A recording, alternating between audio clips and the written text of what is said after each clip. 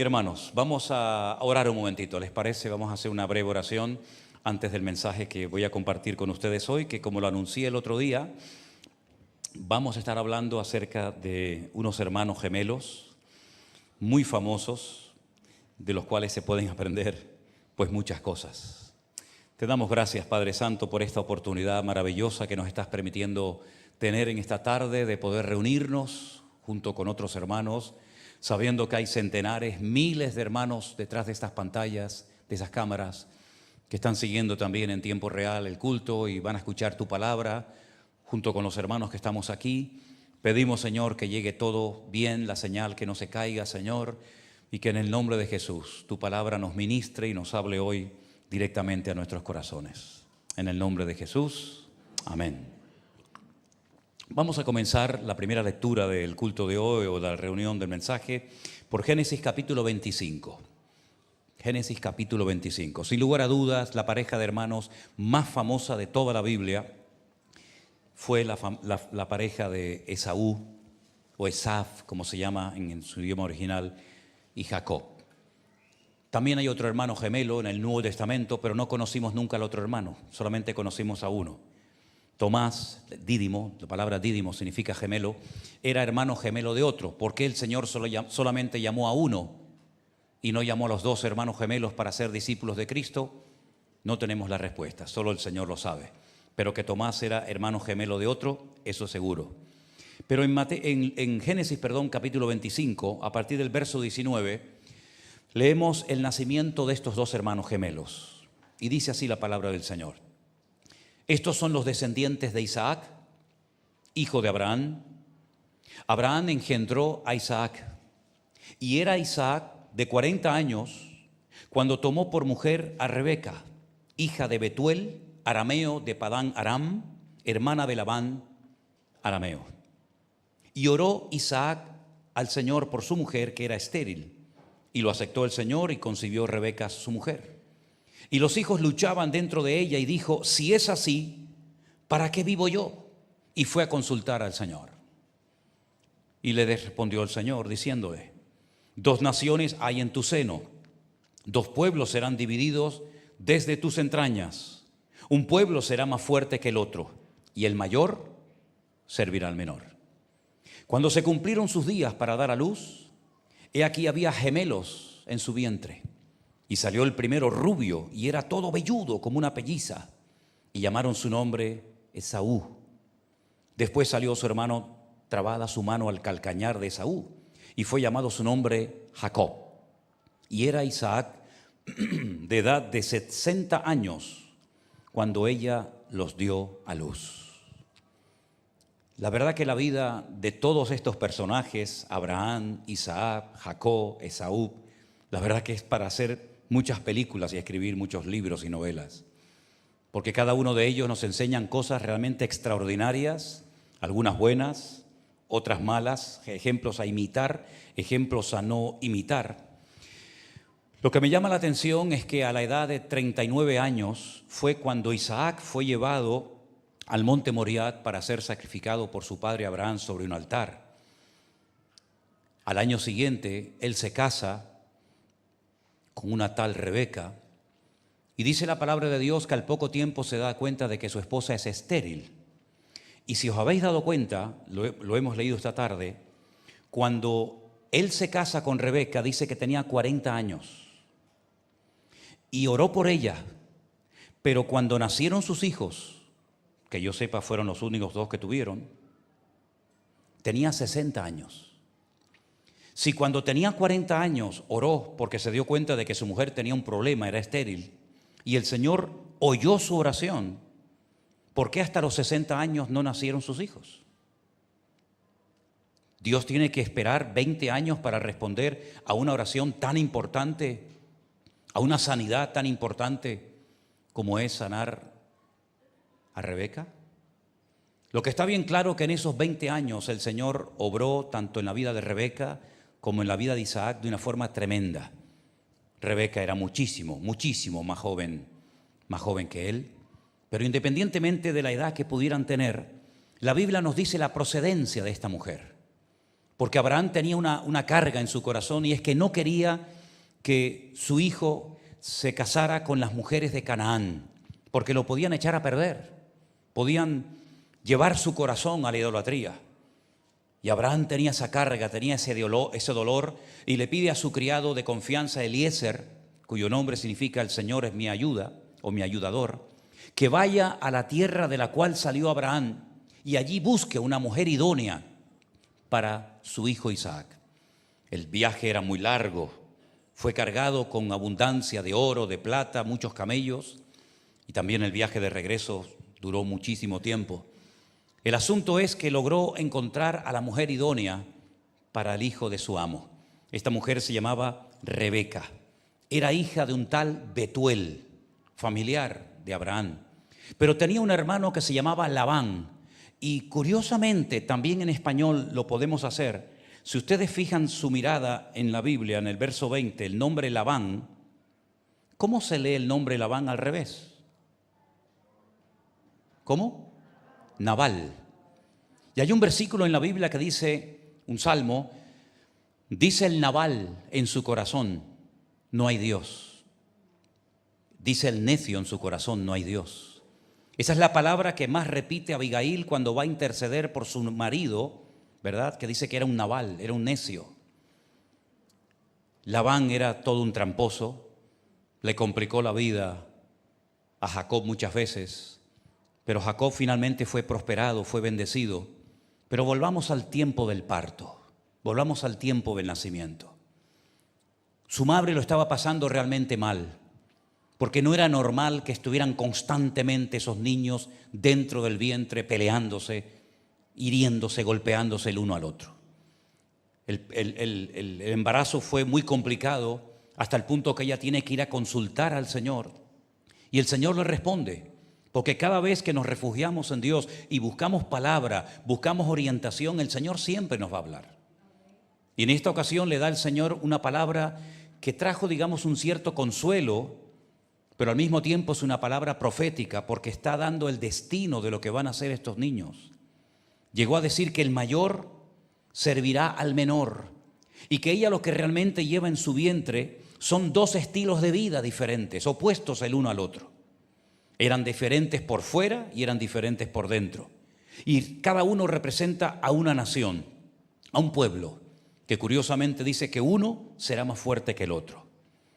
Ahora, si nos fijamos, por ejemplo, en el nombre que le pusieron a estos niños, es muy interesante porque los nombres en el tiempo bíblico no se ponían porque sonaban bonitos, sino que siempre detrás del nombre había un propósito, había una razón de ser. Se oraba muchas veces incluso para que Dios revelara y mostrara el nombre de los hijos.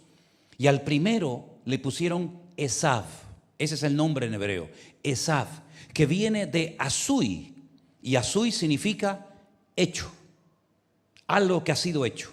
Ya no hay que tocar nada, ya no hay que modificar nada, ya está hecho y así se quedó. Es interesante notar que esta expresión hecho o formado aparece en los primeros capítulos del libro del Génesis. La Biblia dice que la obra de Dios, obra perfecta, obra completa, Él utilizó 3 términos diferentes en hebreo que los vamos a poner en la pantalla. En Génesis capítulo 1 dice que Dios creó, en el principio creó Dios los cielos y la tierra. Y el verbo que aparece ahí es bará.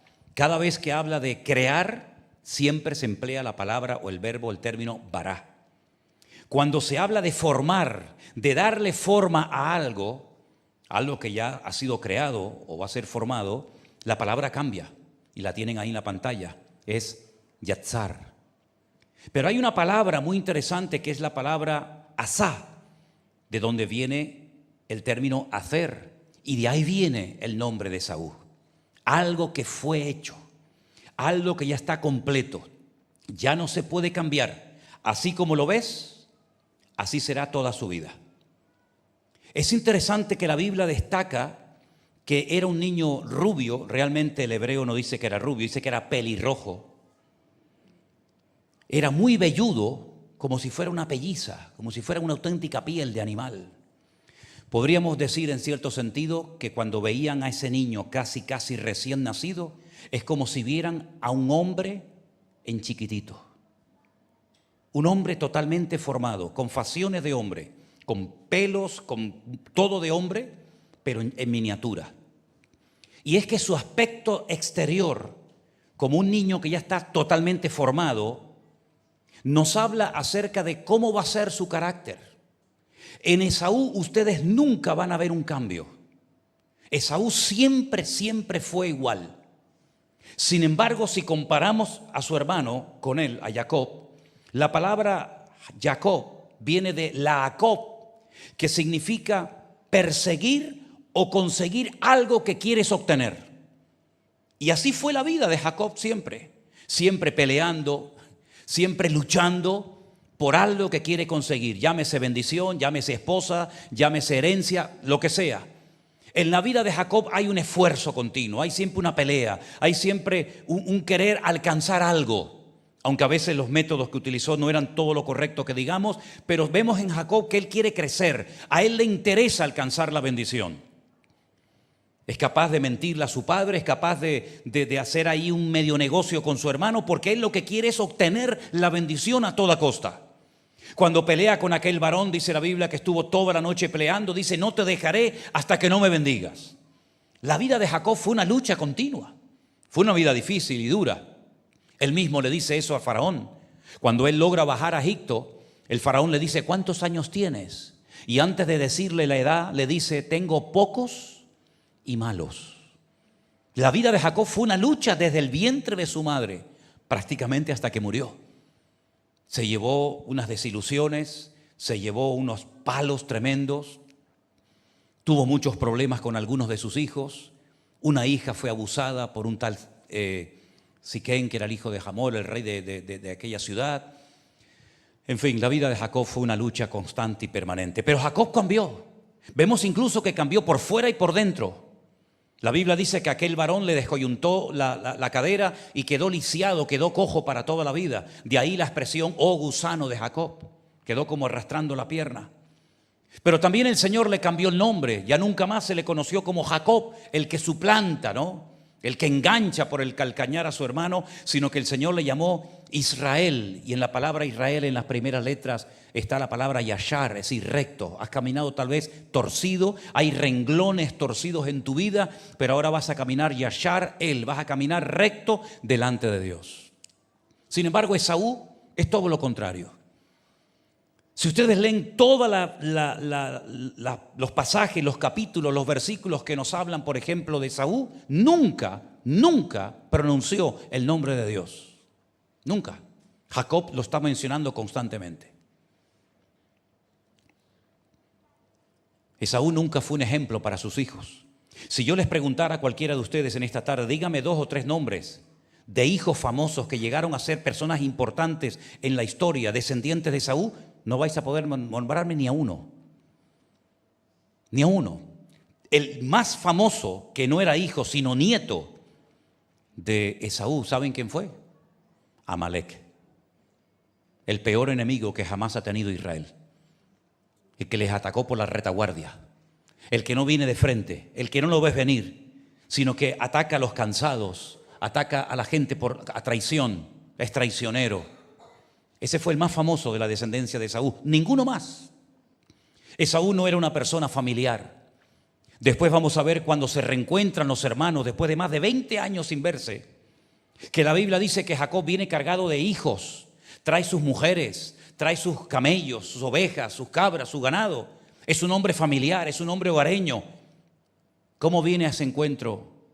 ¿Cómo viene a ese acto supuestamente de reconciliación Esaú a visitar a Jacob? Con 400 soldados armados hasta los dientes.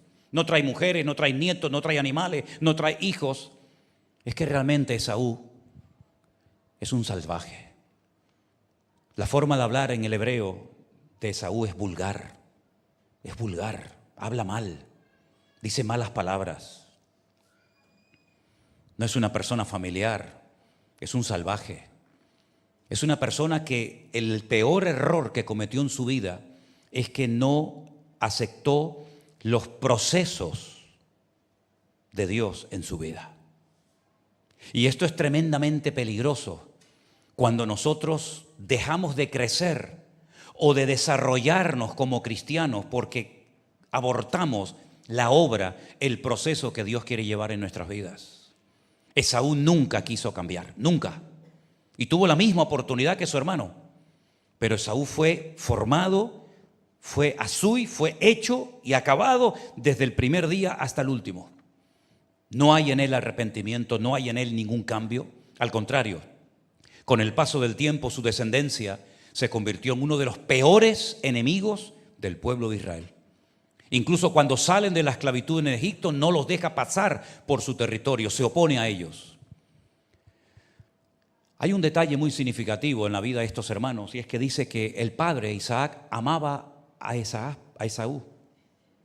Y la madre Rebeca, amaba a su hijo Jacob. Cuando José cuenta aquellos sueños donde dice que él ve al sol, a la luna y a las estrellas postrándose ante él, Jacob, ya siendo adulto, sabe lo que José le está diciendo. Él dice: tú estás diciendo, hijo, que tu padre, el sol, tu madre, que representa a la luna, y las estrellas que representan a tus hermanos, nos vamos a postrar un día delante de ti. ¿Estás diciéndonos eso? Es decir, que el sol siempre representa al padre, la luna a la madre y las estrellas a los hijos. Y dice la Biblia que Isaac amaba a Esaú, porque el sol no se mueve. El sol es estático, siempre está en el mismo sitio. Sin embargo, las fases de la luna, representando a Rebeca, sí cambian. La luna no está siempre igual. A veces está en un cuarto creciente, a veces está llena, a veces no está. Y va cambiando la luna según los días, según las semanas.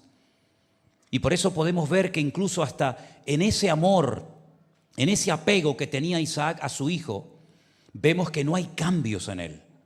La influencia de su padre no sirvió en él para nada. Es más, hay un momento, y leí esta semana este versículo muy interesante, que fíjense cómo era el corazón de Esaú.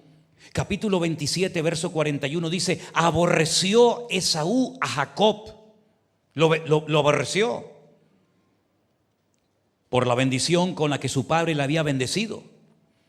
Y dijo en su corazón: llegarán los días del luto de mi padre y yo mataré a mi hermano Jacob. ¿Qué les parece? Pero solamente menciona a su padre. ¿Por qué no piensa en el dolor que le puede producir también a la madre si mata a su hermano? ¿Por qué no dice: llegarán los días de luto de mi padre y de mi madre? Y entonces, él a la madre ni la menciona. Prácticamente con su madre no tuvo ninguna relación y no le importaba los sentimientos o cómo le podía sentar que mataran a uno de sus hijos. Solamente le importaba lo que su padre podía sufrir si se enteraba que mataba a su hermano Jacob. Para colmo, sabiendo que esto le va a desagradar a su padre y a su madre, se casa con mujeres cananeas, cosa que no hace Jacob. Jacob se va lejos, a Padán Aram, y allí busca una esposa, ¿verdad? Allí se casa con Lea, se casa con Raquel. Vemos que es un hombre familiar, que ama a sus hijos, que ora por sus hijos, que los bendice. En Esaú nunca ves ni un detalle espiritual, es carne pura desde la A hasta la Z. La Biblia en el Nuevo Testamento lo describe como un profano, como un hombre que no tiene ningún respeto, ningún temor a Dios, ni a lo que Dios representa, hace o dice. Esaú es capaz de vender, no por dinero, sino por un simple plato de comida, lentejas, su primogenitura, porque no es un hombre que le importa lo espiritual. No es un hombre que tiene visión de futuro, no le importa lo que es trascendental en la vida. A él le importa el aquí, ahora y ya. Ese es el espíritu de Esaú. El que quiere las cosas ya, el que no está dispuesto a esperar, el que no está dispuesto a esperar un trato de Dios, un cambio interior para poder alcanzar mayores bendiciones. Porque hay bendiciones que se alcanzan en un nivel de madurez y hay otras que no vienen a menos que crezca espiritualmente hablando. Así como te lo digo de claro. Es decir, hay bendiciones que le vienen, por decirlo así, a todo el mundo por igual. Pero hay otras bendiciones que hay que pagar un precio, que hay que crecer, que hay que madurar, que hay que buscarla, que hay que pelearla, si me permiten, para poder alcanzar ciertas y determinadas bendiciones. Y Jacob estuvo dispuesto a pagar el precio, estuvo dispuesto a irse al extranjero, estuvo dispuesto a estar años sin cobrar nada, estuvo dispuesto a ser tratado por Dios, estuvo dispuesto a lo que fuera. Esaú nunca, porque no entró nunca en el proceso de Dios. Por eso dice la Biblia, y no me extraña que lo diga, que a quien Dios amaba era Jacob y aborrecía a Esaú. Porque son dos estilos de vida completamente diferentes, dos conceptos contrarios que nunca se van a encontrar.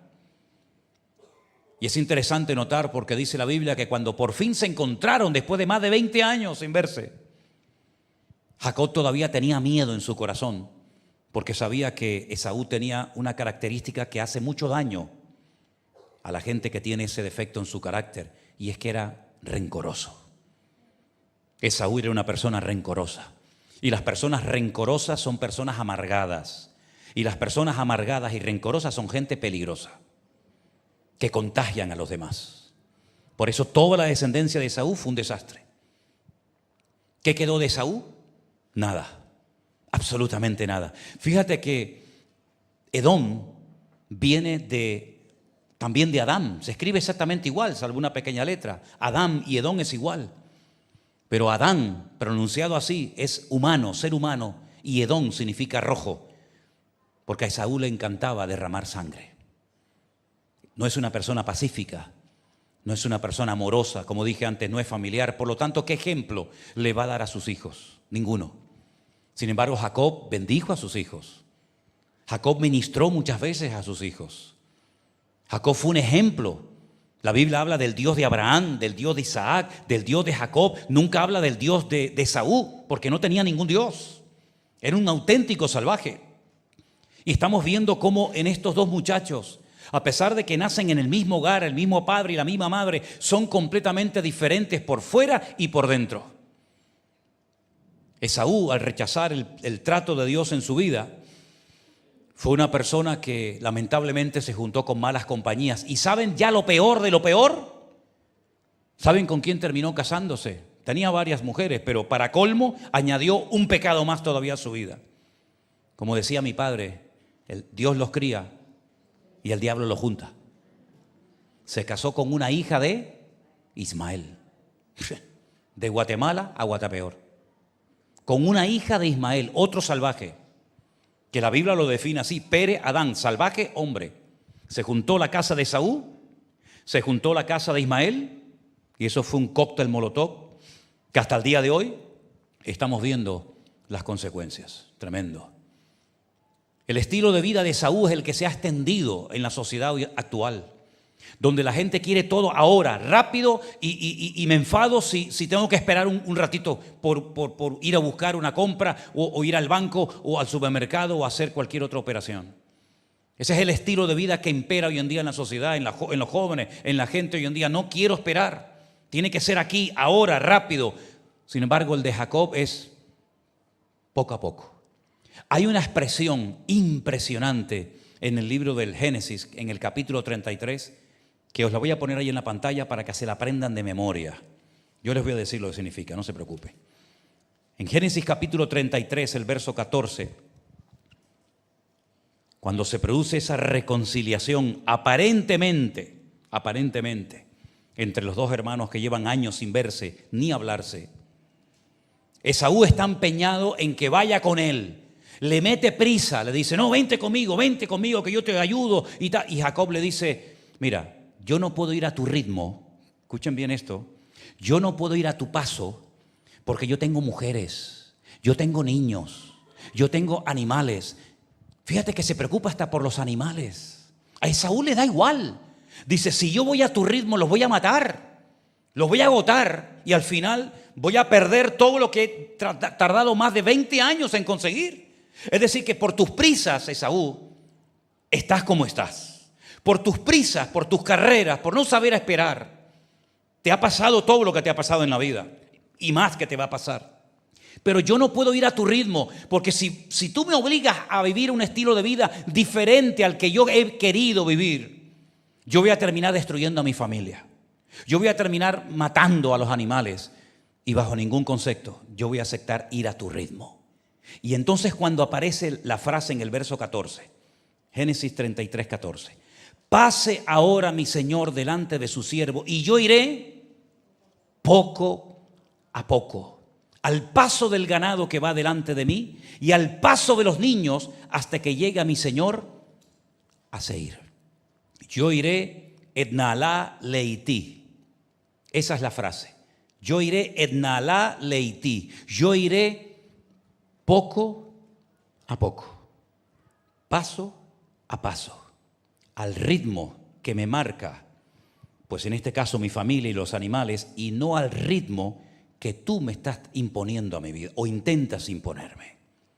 El mundo hoy en día nos dice cómo tenemos que vivir, cómo tenemos que vestirnos, cómo tenemos que actuar. Quieren que entremos en la carrera loca del mundo. Sin embargo, nosotros somos de los que decimos etnalá leití. Yo voy paso a paso porque yo sigo a alguien y ese alguien es mi Señor. Y detrás de mí viene mucha gente que también a mí me están siguiendo porque ven que yo voy al paso que nos indica el Señor. Y quiero que sepas que tú estás siguiendo al Señor. Amén, hermano. Pero detrás de ti hay hijos. Detrás de ti hay nietos. Detrás de ti hay gente que tú has tenido el honor y el privilegio, tal vez, de haberlos llevado, de haberlos conducido hasta los pies de Cristo. Y de alguna manera te están también siguiendo a ti. No dejes que el mundo te diga el ritmo de vida que tienes que llevar.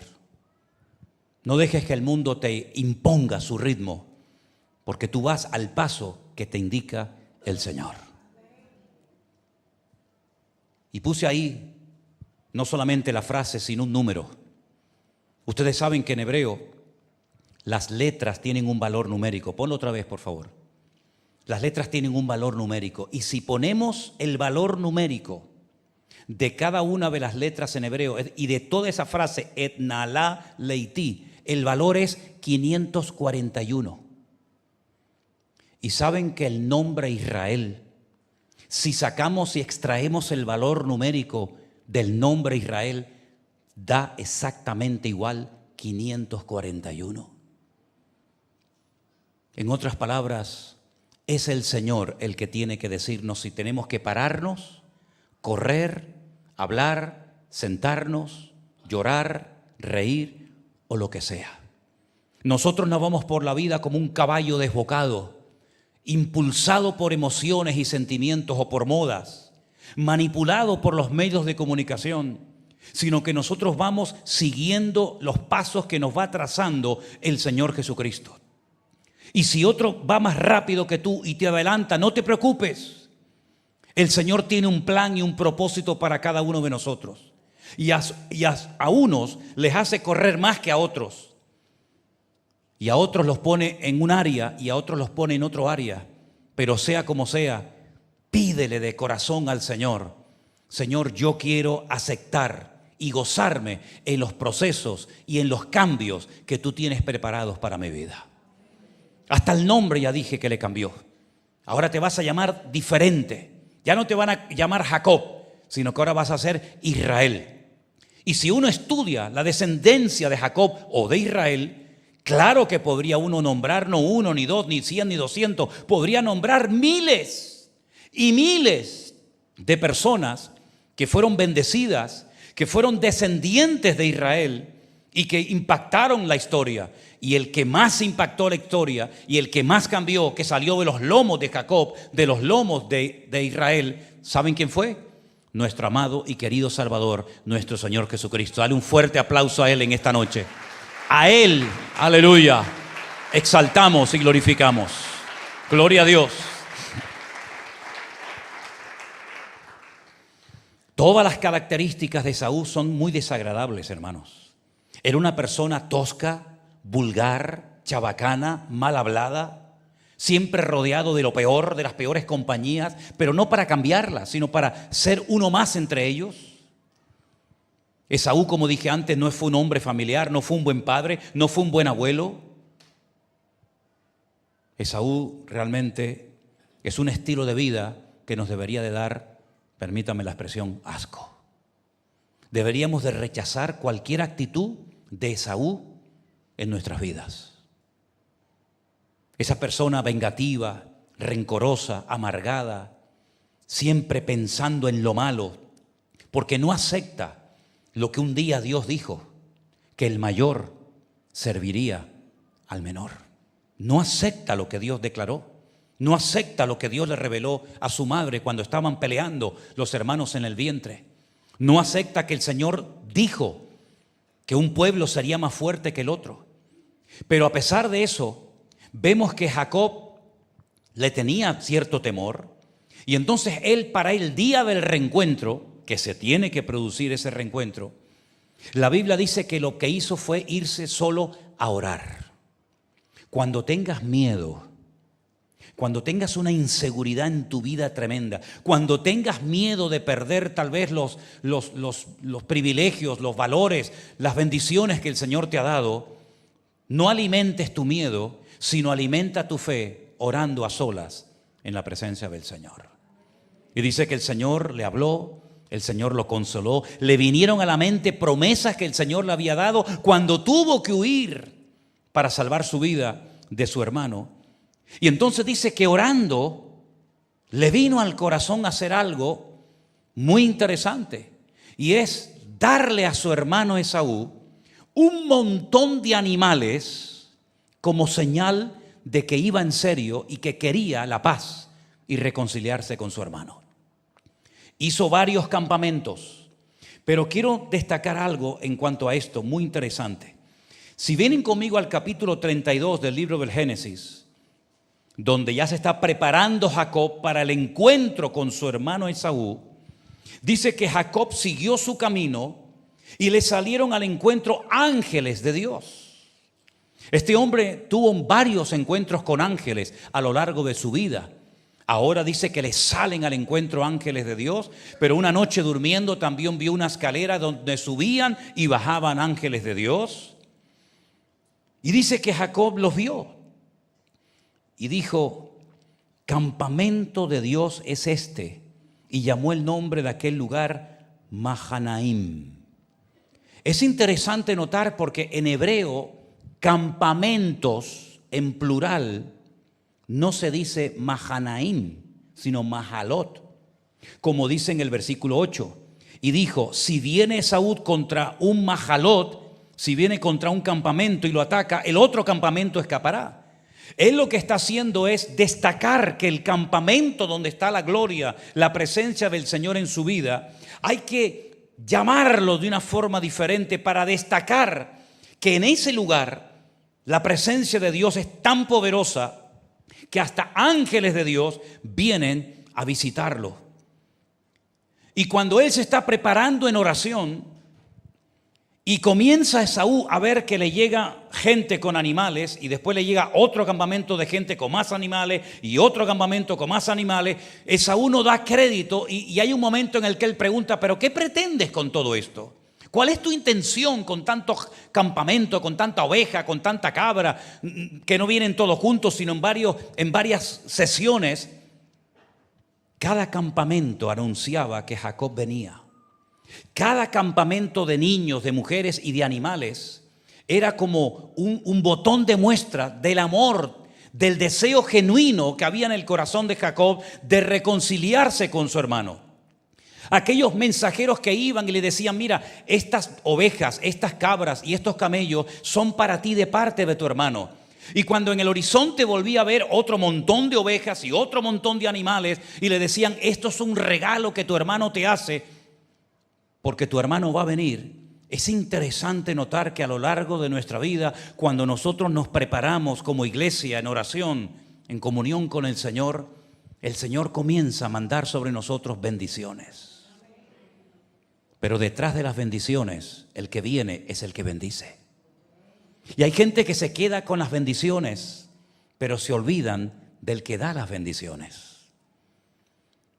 Porque el primer campamento era el anuncio de que venía otro más. Y el segundo era el anuncio de que venía otro más. Pero finalmente, el mejor regalo, sin lugar a dudas, era la misma presencia, la misma persona de Jacob que se reencuentra con su hermano. Y allí hay expresiones interesantísimas. Porque por un lado Jacob dice, todo esto me lo ha dado Dios. Gracias a Dios tengo mujeres. Gracias al Señor he prosperado y he sido bendecido. Gracias a Dios. Y continuamente está mencionando a Dios. Pero Esaú es incapaz, aunque sea para quedar bien por un instante, de decir, bueno, gracias a Dios. Nunca, repito, Esaú mencionó el nombre de Dios. Nunca, jamás. Porque fue un asui. ¿Se acuerdan lo que les dije al principio? Desde el que nació ya estaba hecho. Ya no había cambios en él. Era terminado, un hombre en pequeñito, y vivió toda su vida como nació y murió exactamente igual que cuando era joven.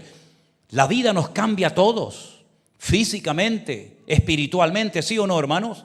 ¿No has notado cambios en tu vida, sí o no? La vida nos cambia continuamente. Hay experiencias que nos cambian, pero hay cambios que nos transforman en mejores personas, en mejores creyentes, y hay cambios que nos pueden hacer peor persona y peor creyente de lo que somos hoy en día. Esaú podía haber cambiado, claro que sí, por supuesto. Tenía las mismas posibilidades de cambiar y de ser un hombre de Dios como lo fue su hermano, con sus defectos que los tenía, pero no quiso cambiar. Y mi pregunta es, ¿nosotros estamos dispuestos a entrar en los procesos que Dios quiere generar en nuestra vida? ¿Sí o no? ¿Queremos cambiar? Si tu respuesta a la pregunta ¿queremos cambiar? Es sí, te felicito. Y tengo la buena nueva, la buena noticia, que si quieres cambiar, Dios te va a ayudar a que puedas cambiar. ¿Quieres cambiar tu impuntualidad? ¿Quieres cambiar tu temperamento? ¿Quieres cambiar, en fin, cosas que tú sabes que tienen que ser cambiadas? Si tú quieres cambiar y le pides al Señor como Jacob, no te dejaré hasta que me bendiga, Dios te va a cambiar. Pero si tu respuesta es no, no quiero cambiar, así me quedo, te convertirás en un carnal. ¿Y puede haber cristianos carnales? Sí. Pablo le dijo a los Corintios en el capítulo 3, niños en Cristo, carnales, que no os pude dar viandas sólidas, sino leche, porque sois niños, incapaces de recibir cosas profundas, porque debido a vuestra falta de crecimiento y de desarrollo espiritual, no os pude tratar como adultos, sino como a niños en Cristo. Y por eso se comportan como niños, con celos, con envidias. Yo soy de este, yo soy del otro. Y si os comportáis así, sois carnales y niños en Cristo. Si tu respuesta a la pregunta ¿quieres cambiar? Es no, te convertirás en un cristiano carnal. Y yo añadiría, en un mediocre. Y no hay nada peor que un creyente que tiene la posibilidad de llegar a ser una persona usada y bendecida por el Señor, que por no haber querido entrar en el proceso de Dios, por haber rehuido los cambios que el Señor quería producir en tu vida, te conviertas en un calientabanco, en un mediocre toda tu vida.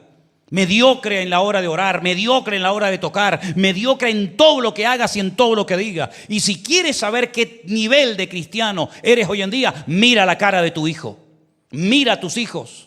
Porque ellos son el espejo en el que los padres nos vemos. Así de claro. A veces decimos, no, es que yo cuando tenía tu edad yo no era como tú. Como me decía una vez mi padre, que me estaba echando una bronca, para no variar. Y pasó su madre, mi abuela. Y él decía, yo a tu edad no sé qué y no sé cuánto. Y la abuela le dijo, el gallo no se acuerda cuando fue pollo. ¿Qué dices tú a tu edad si tú a tu edad eras peor que él? A veces es bueno que veamos en nuestros hijos cómo son, si son espirituales como tú o carnales como tú, si son puntuales como el Padre o son informales como el Padre. A veces es bueno ver a nuestros hijos si leen la Biblia como tú la lees o no la leen como tú tampoco la estás leyendo. En otras palabras, tú te estás reproduciendo en ellos, pero no solamente se parecen en lo físico, en lo genético, sino también en lo espiritual. también en lo espiritual.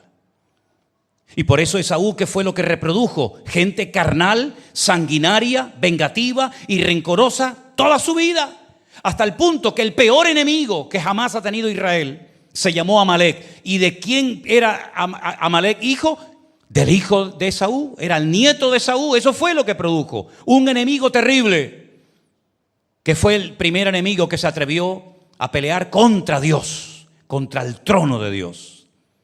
Y el Señor dijo, tendrás guerra de generación en generación contra Amalek, porque es un espíritu, es una actitud. Y el Señor nos permitió publicar un libro que se llama, no me acuerdo ahora el nombre, pero es justamente de la lucha, del espíritu, de la actitud, de demonología creo que se llama, pero realmente el nombre no hace honor al tema, porque es un estudio sobre el personaje de Amalek, que era el nieto de Esaú. Sin embargo, queridos hermanos, ustedes pueden ver, por ejemplo, a Jacob, que es capaz de desprenderse de más de 800 animales, de postrarse 7 veces en tierra, llamando a Adoní, llamando mi Señor a su hermano Esaú, porque siempre quiso la paz, siempre quiso reconciliarse con él. Y parecía que se ablandó el corazón de Esaú. Pero hermanos, la cabra siempre tira al monte. En cuanto una persona baja la guardia, sale la carne, sale tu verdadero ego. Por eso hay a veces creyentes que se encuentran con otros creyentes que se apartaron hace años de los caminos del Señor y se quedan sorprendidos ante sus reacciones. Y te quedas con la boca abierta diciendo, pero ni siquiera nos podemos saludar, ni siquiera nos podemos dar la mano o un beso. No, porque tarde o temprano, cuando nos apartamos de los caminos del Señor y le damos lugar a nuestra rebeldía interior, nuestros complejos nos vuelven a dominar y la carnalidad se posiciona en el trono de nuestro corazón y nos convertimos en personajes como Esaú, personas tremendamente peligrosas y conflictivas. Qué triste, ¿verdad? Teniendo el futuro en la mano, teniendo la posibilidad de haber podido llegar a ser un hombre de Dios, terminó amargado, porque si habéis prestado a la lectura que se leyó esta tarde, dice que llegó un momento en el que lloró, porque se dio cuenta del disparate que cometió vendiendo su primogenitura. Se dio cuenta de que se había equivocado durante toda su vida. Dice, pero ya era demasiado tarde para el arrepentimiento. Qué triste, ¿eh? Cuando ya es demasiado tarde para que te arrepientas. Ya no tienes tiempo ni para arrepentirte. Ya has cruzado la línea y ya no hay marcha atrás. Por eso dice la Escritura, si oyereis hoy su voz, no endurezcáis vuestros corazones. Amén, hermano. Que el Señor nos ayude a todos y a cada uno de nosotros a decirle al Señor, Señor, cámbiame. Hasta el último momento de mi vida, cámbiame. Y quiero terminar destacando para mí algo que es tremendamente importante. Porque a veces podemos decir algo con las palabras, pero si el ejemplo que damos no avala el mensaje, ese mensaje no tiene ninguna credibilidad. Es más, yo soy de la opinión de que ya hemos llegado todos, unos más, otros menos, pero más o menos todos, a un punto en nuestra vida en el que ya no deberíamos de hablar desde la plataforma de la teoría. Yo creo que a partir de ahora deberíamos de hablar de nuestras propias experiencias, porque esas son las que le dan credibilidad a tu vida cristiana. No hables de que hay que orar si tú no eres un hombre de oración. No hables de que hay que evangelizar si tú no evangelizas. No hables de que hay que ser generoso si tú eres un hombre de puño cerrado. Es decir, habla desde tus experiencias personales, de los cambios genuinos que se han producido en tu vida, porque esos son los mensajes que tendrán contundencia y cambio en tu vida y en el mundo espiritual. Llegó el momento que se reconciliaron los hermanos, pero no te olvides, Jacob venía arropado por toda su familia. Esaú no trajo ni a un familiar, no trajo ni a un hijo, no trajo ni a una esposa, no trajo ni a un nieto, no trajo a nadie. Trajo a 400 maleantes. Sí, 400 hombres armados hasta los dientes, como declarándole la guerra a su hermano después de más de 22 años sin vernos. Todavía sigues igual. Después de 22 años, Jacob viene arrastrando la pierna, viene herido, viene magullado por la vida. Viene con un nombre nuevo de Jacob a Israel. Viene con una familia preciosa. Viene con el cuerpo y el alma llena de cicatrices por los cambios que la vida y el Señor ha producido en su vida. Y tú vienes a mí con 400 hombres. ¿Para qué? ¿Qué pretendes? ¿Matar a estos niños inocentes y matar a tu propio hermano? ¿Cuántos cambios se produjeron en Jacob desde que sale de la casa hasta que regresa y se encuentra con su hermano? ¿Y cuántos cambios se produjeron en Esaú? Ni uno. Es más, peor todavía. Y es interesante notar porque allí Jacob le enseñó a sus hijos algo muy bonito. No con palabras, sino con hechos. Cuando dice que los hermanos se abrazan y se besan, le dice a los hijos, vengan, saluden al tío Esaú. Saluden al tío. Y allí viene Raquel, y allí viene Lea, y vienen los hijos, menos Benjamín que no había nacido, no este sino el de la Biblia, y vienen pasando uno detrás de otro, hacen reverencia delante de su tío, le dan un beso, y seguramente esa noche algunos le habrán preguntado, papá, ¿este señor tan peludo quién es? ¿Será el hombre lobo? No, este es tu tío Esaú. Y hoy ha sido un día importante en nuestras vidas, porque hacía más de 20 años que no nos veíamos las caras. Y él una vez quiso matarme. Y seguramente le habrá contado la historia, porque, ¿saben? En aquellos tiempos no había Biblia. Y era todo por tradición oral. Y esto es algo que yo vi en África. Pueblos que no son de libros, pueblos que no son de papel, sino pueblos que se reúnen alrededor de una hoguera y los viejos, los ancianos, comienzan a contarle las historias a los jóvenes oralmente. Y por eso cuando se muere un anciano, todo el poblado llora, porque se va la historia, se va parte de la historia. Y durante muchos siglos, las historias de la Biblia, del Génesis y muchas otras historias, se transmitían oralmente a los hijos, seguramente alrededor de una fogata, contando, ¿verdad? Y yo peleé con un varón y conocía esto, y me pasó esto, y me pasó aquello. Y eso se grababa a fuego en el corazón de los hijos. Y uno de aquellos hijos que estaban aquí aquel día allí, que por primera vez vio la cara y besó y saludó a su tío Esaú, cuando se hace hombre, sus propios hermanos lo vendieron como un esclavo para Egipto. Le salió el Esaú. Le salió el Esaú. Porque todos llevamos a un Esaú dentro. Y todos llevamos a un Jacob dentro. Depende de a quién alimentes. Prevalecerá uno por encima del otro. Y llegó un momento cuando el Señor estaba hablando a través de la vida de uno de los hermanos de José. Y él abría su corazón a sus hermanos, sino a quién se los va a abrir. Y les contaba sus sueños, y les contaba lo que el Señor les decía. Y comenzaron a tenerlo en baja estima. Y les cambió el semblante, como a Caín le cambió el semblante cuando el Señor bendecía a Abel. Y dice la Biblia que comenzaron a tenerle celos y envidia, y comenzaron a utilizar un mote. Ahí viene el soñador. Incluso planearon matarlo, exactamente igual que Esaú quiso matar a su hermano. Exactamente el mismo espíritu de Esaú, ahora en ellos. Y querían matarlo y quitar de medio a José. Finalmente, gracias al Señor, uno de ellos, Rubén, le salvó la vida y lo venden y se lo llevan como esclavo a Egipto.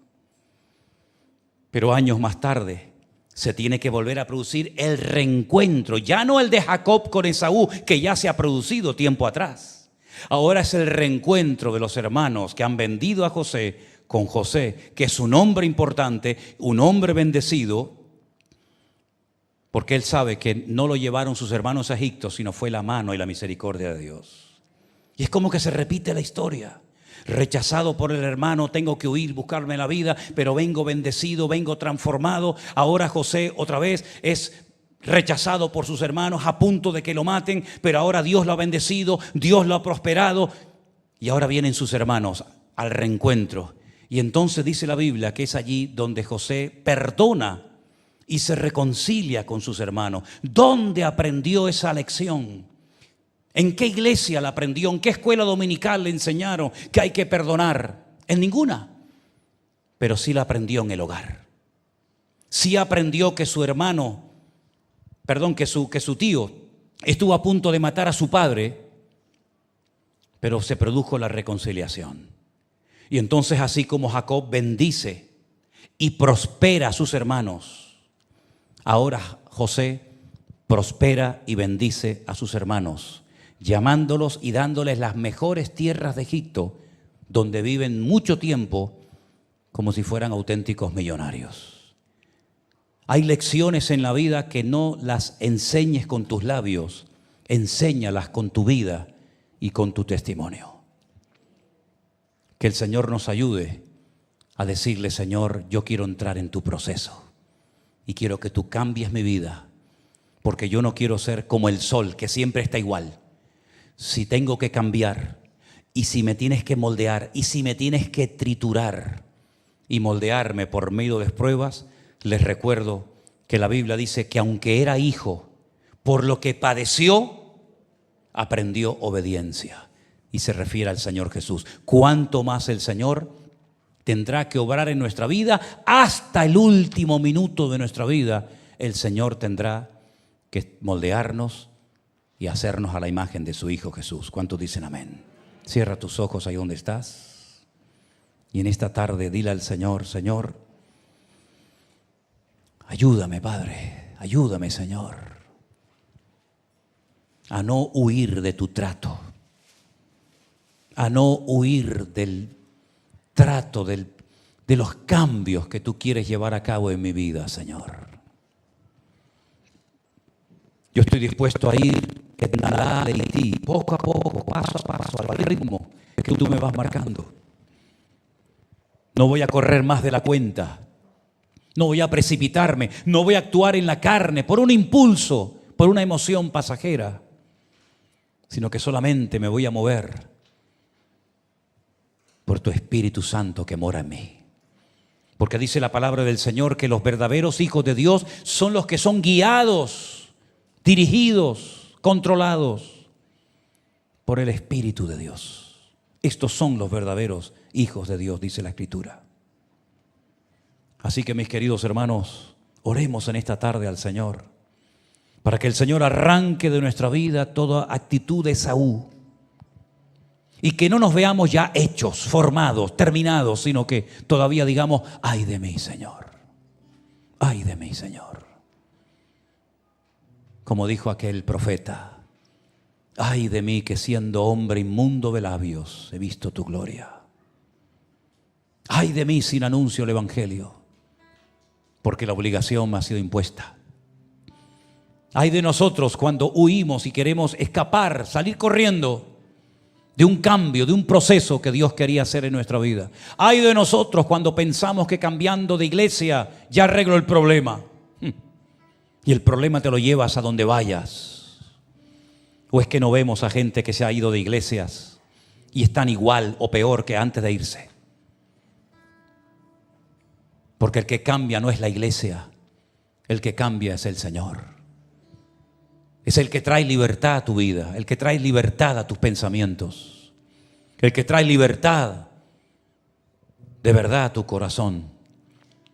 De tal manera que aunque estés bajo el yugo de Labán, de tal manera que tengas que huir, podrás decir: el Señor está conmigo y me ha dado un nombre nuevo, y por eso yo le alabo y lo glorifico, Jesús. Aleluya. Gracias, Señor, porque tú has venido para cambiarnos, para moldearnos. Tú has venido, Señor, para darnos una vida auténtica y genuina. Pero todo tiene que tener su tiempo y su lugar. Y por eso te pedimos, Señor, enséñanos a ir a tu ritmo, a tu paso. No ir demasiado lento, tampoco demasiado rápido a la carrera, sino aprender a seguir tu ritmo, Señor. Seguirte a ti a donde quiera que vayas, sabiendo que tú estarás conmigo todos los días hasta el fin del mundo. Ayúdanos, Señor, a poner en práctica tu palabra, a no vender nuestras bendiciones por un plato de lentejas, a no hipotecar nuestra libertad en Cristo por un momento de placer, a no perder la bendición del cielo del Padre por llenar temporalmente un hueco en mi corazón. Ayúdame, Señor, a pelear por la bendición y a retenerla, Señor, y a compartirla, porque Jacob, tu siervo, murió bendiciendo a sus hijos. Se apoyó sobre su bordón, se sentó en su cama y terminó sus días bendiciendo a su descendencia. Y así queremos ser nosotros, portadores de bendición. Que a donde vayamos seamos portadores de bendición. Que el mundo no nos robe la primogenitura, la bendición de lo alto, sino que peleemos la buena batalla, acabemos la carrera y mantengamos la fe. En el nombre de tu amado Hijo Jesús. Amén y amén. Nos ponemos de pie, queridos hermanos. Gracias, Señor Jesús. Bendito sea el nombre del Señor. Saluda a tu hermano en esta tarde y el hermano, ¿quieres cambiar? Pregúntale. ¿Quieres cambiar? Pues adelante, aleluya. Hay victoria, hay bendición en el camino para los que quieren cambiar. Te adoramos, Señor Jesús.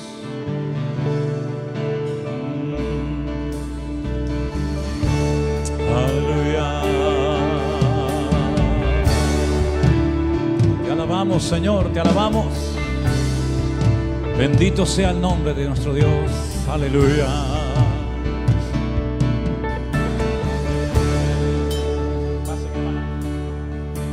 Que todos los profetas del Antiguo Testamento hablaron de él. Ya lo sabemos, el Cordero que ofreció Abraham sobre el altar hablaba de él. Ya lo sabemos, pero lo que no sabemos es que viste en nosotros para morir en una cruz. Todos los profetas del Antiguo Testamento hablaron de él. Ya lo sabemos, el Cordero que ofreció Abraham sobre el altar hablaba de él. ya lo sabemos, Pero lo que no sabemos es que viste en nosotros para morir en una cruz. En una cruz. Levanta tu mano y dile conmigo al Señor fuerte: te amo, Señor. Amén. Fuerte. Te amo, Señor. Aleluya. Ocupaste mi lugar, muriendo en una cruz por mí. Amén. Vamos. Te amo, Señor. Te amo, Señor. Ocupaste mi lugar, muriendo en una cruz por mí.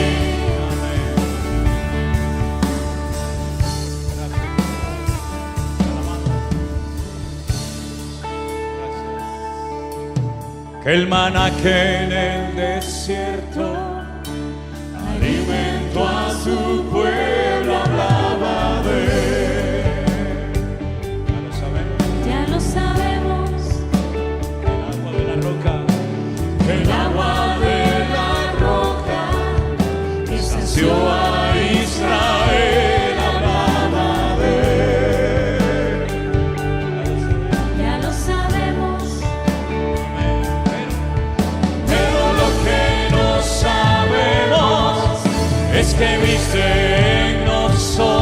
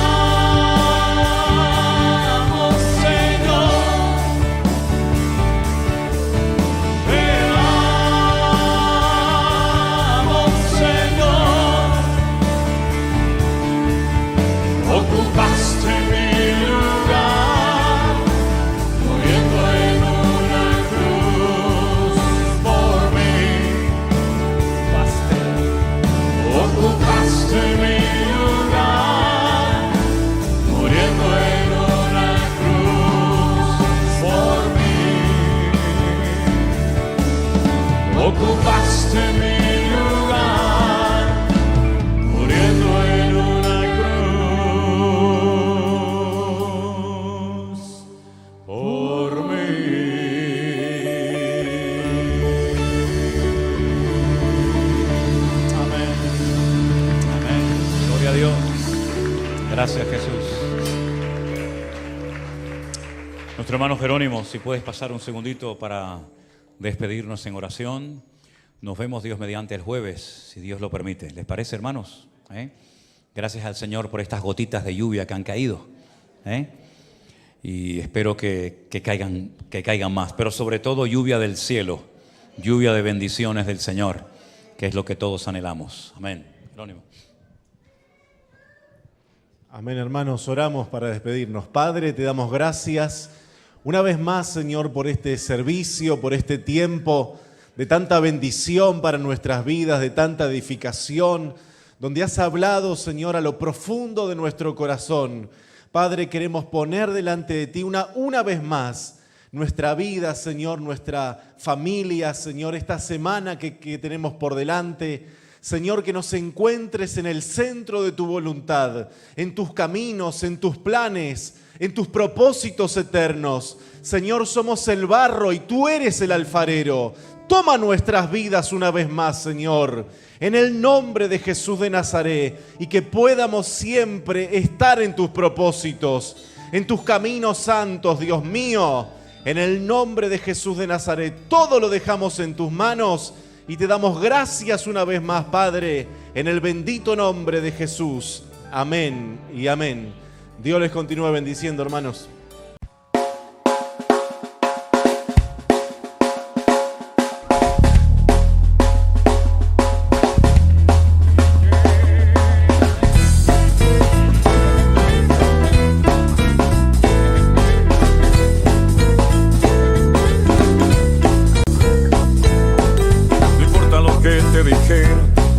No importa lo que te hicieron, tienes que aprender a descansar en Dios.